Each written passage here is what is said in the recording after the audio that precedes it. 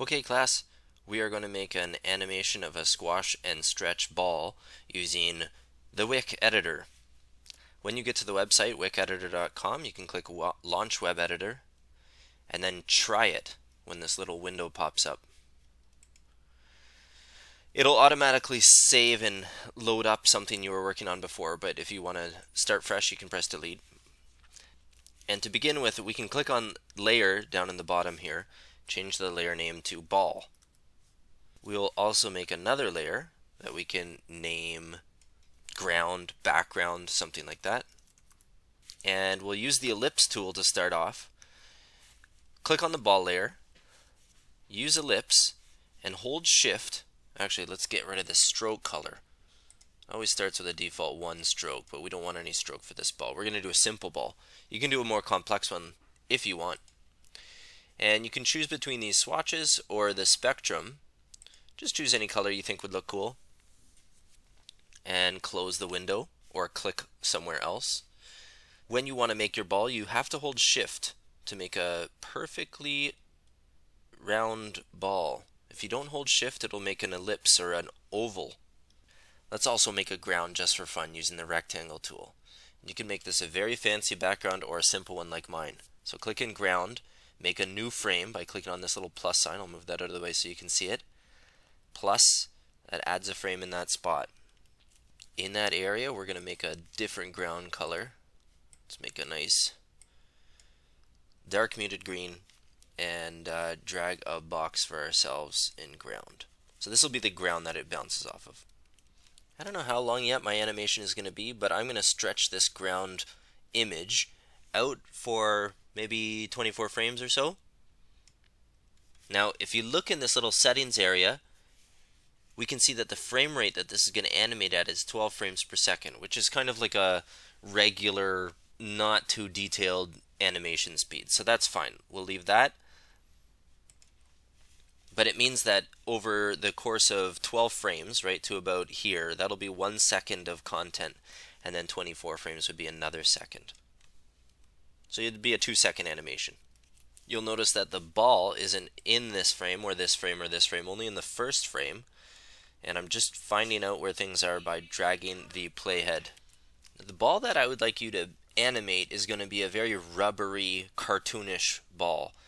The principle of squash and stretch is where a ball goes from one state to a very stretched out state, and that's to give a sense of animation and motion. So let's get this moving. What you need to get used to is the idea of copying and pasting and making new frames for yourself, new keyframes. So the ball in frame 1 needs to be copied. Control C, or you can click up here if you want to go the long way. Control C. And then in your frame 2, you can press the plus key and press Control V to paste it. Now, I will move it down just a little bit because things take a little bit of time to begin to accelerate and catch momentum. And I don't really know how far away it was from the previous frame. I can drag my playhead side to side and see that in action, but it's easier to see it through onion skinning. So click on onion skinning, and that'll give you a little ghosted image of what happened in the frames before, and in this case in the frames in advance of it. You can drag these wings as well to see how many states to the left or right of the playhead you want to see. So I've got my ball starting and then starting to go down, and if you want to make it look real snazzy and really sophisticated in a cartoonish way, you need to modify the shape of this and start getting it to stretch on its way down, make it look like it's plummeting. So you do that by dragging in just a touch and dragging out just a touch this way, so it's starting to become more oval. You'd copy this, Control C, add a frame, Control V, and that pastes it in exactly the same location that it was in the previous frame. I'm going to extend that onion skin a little bit. So this thing is an exact duplicate of second frame. We need to move it now. So I'll move it down a little bit more than it did between these two frames, and I'll also stretch it a touch more so that it's starting to get some downwards momentum. I'll copy this, Control C, Control V, oops, Sometimes that'll happen by accident. You'll just do it into its own frame. So press Control Z if that happens. Click on the next frame and then Control V, and you can move it from there. So we've got this a little bit now more. We're going to stretch it a little bit more up. Feel free to move it down a little bit just to get that change in height. I'm going to increase my onion skin so I can see that a little bit better. And you're always aiming to try and keep the same amount of mass in this circle. From the first frame, this quantity of redness should be present everywhere else. Even though it might be stretched out way like a pancake, you need to have the same, think about it as the number of pixels of red in there, because it'll look really weird if it's just super thin. That's not the same amount of red as was in the circle before. So I'm going to copy this, Control C, make a new frame, Control V, and drag it out a little further, make it nice and stretched, drag it down. And now I need to start getting some distance between those frames, or it's not going to look like it's really zippy. Control C, new frame, Control V, drag it much further down, because we want to give it that sense of acceleration. And as it accelerates, it gets thinner, like a torpedo. Copy it, Control C, new frame, Control V. And to give a sense of depth, when you have a background, you don't just want to hit it. You don't want it to hit the ground right where you see the ground. You want to have it hit things with, you can still see some more background behind it. So this needs to be a little bit thinner, a little bit taller, and we're going to hit the ground right there. Let's make sure we're not, yeah, we've got enough room there. Okay, so this is where it gets tricky. You're going to make it squash like a pancake now here. And in order for us to have this collide with the ground, it's going to get really squashed. In this state, it's stretched, but we need to squash it now. So I don't even want to bother copying this circle because it's not going to be useful to me. I'd rather work with my original circle. So I'm going to take this, go back to my first frame, click on that, and copy that circle, and go into the 8th frame and paste it. We've been using the cursor so far to select and move things, but I want to teach you about this thing called the path cursor. The path cursor can either choose paths to modify from the 4 points of a circle, or it can choose one of those points itself. So if we start to move this down and move this point down, you just kind of have to hunt around to find where that circle is. It gets extra hard when it starts rotating. I'm going to let it hit and make it look like a blob with a flattish bottom. So let's see how it's looking so far. It's falling and hitting like a dollop of jam. From here we need to copy this. So back to my cursor, Control C, new frame, Control V, and flatten this further.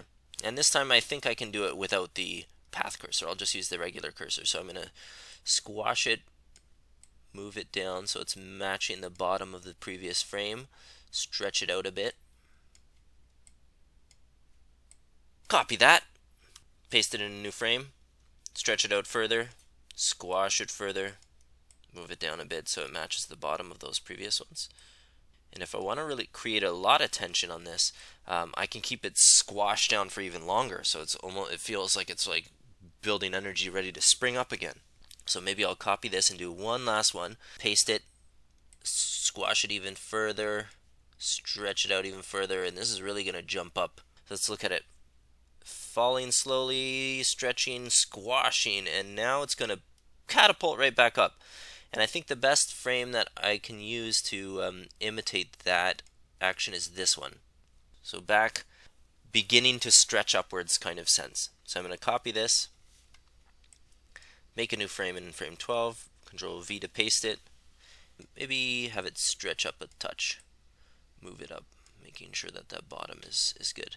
So falling, bounce, it's going to jump back up now. The next one I make is going to be an elongated ellipse, 13, paste, and have it rising up from there.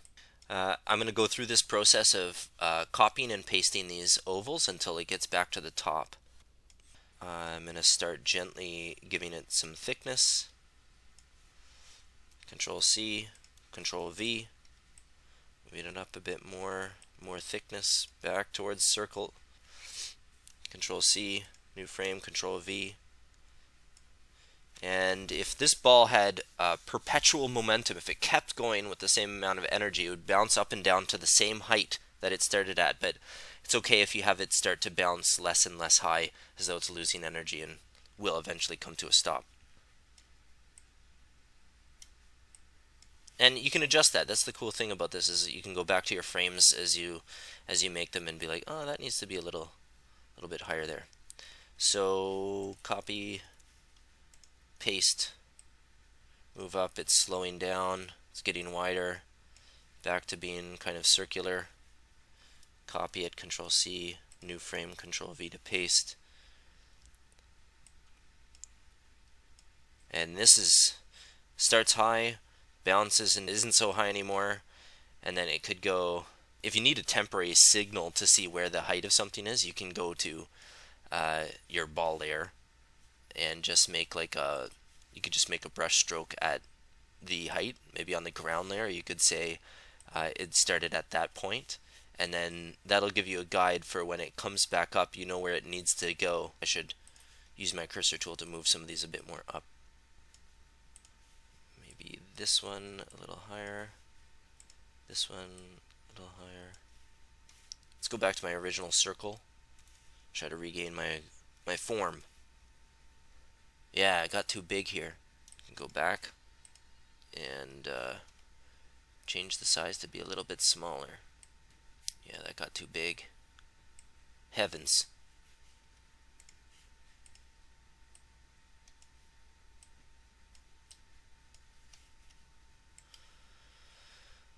Alright, let's see how we're looking here. That's a slow ball. If you realize that something's feeling a little bit slow, that means maybe you need to take out one of these frames.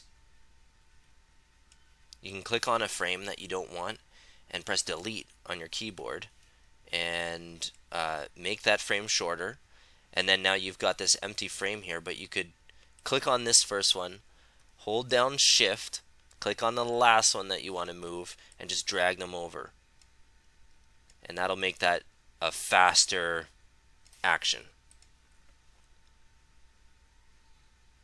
Okay, same with that felt a little slow in here as well. Maybe this one might be redundant, too slow. So I'd click on this one, holding shift, I'd click on the last frame and move them over a little bit.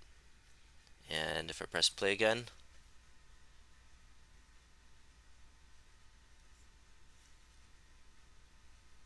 not bad. This is taking a little bit long because my ground is so long. But if I press play, let's see how things feel. It's got a bit of a jostle at the top, but you can fix that yourselves. Okay, I look forward to seeing you guys' amazing bouncing balls. Try to keep them, creative. You can add more background to it if you want, and who knows, maybe you got a yellowish sunrise scene or something like that, and you can make that fill in nicely. You can also make sure that you get rid of that green ball that you put up there. Press delete on your keyboard and make sure your layer for the other background parts are as long as your other layers. So you've got a little bit more character and life when the screen isn't just white behind.